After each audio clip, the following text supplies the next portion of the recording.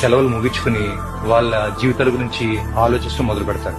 మీ జీవిత భాగస్వామి తమ శేష జీవితం ఎలా గడపాలని చెప్పి ఇంకా ఆలోచిస్తారు. పండగలు, సినిమాలు, క్రికెట్ మ్యాచ్లు అన్ని ఎప్పటిలాగా వచ్చి వెళ్ళిపోతా ఉంటాయండి. పువ్వులు మళ్ళీ వికసిస్తాయండి. కాలాలు మారుతా ఉంటాయండి. జీవితం మెల్లగా పాతరూపంలోకి వెళ్ళిపోతుందండి.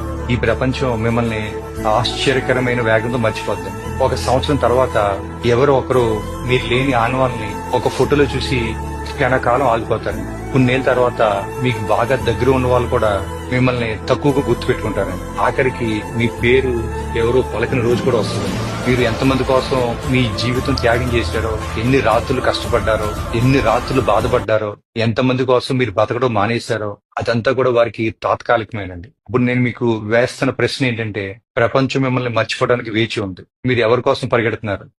మీరు ఎవరి కోసం ఆందోళన చెందుతున్నారు? మీ జీవితం మీది. దాన్ని ఇతరుల అభిప్రాయాల కోసం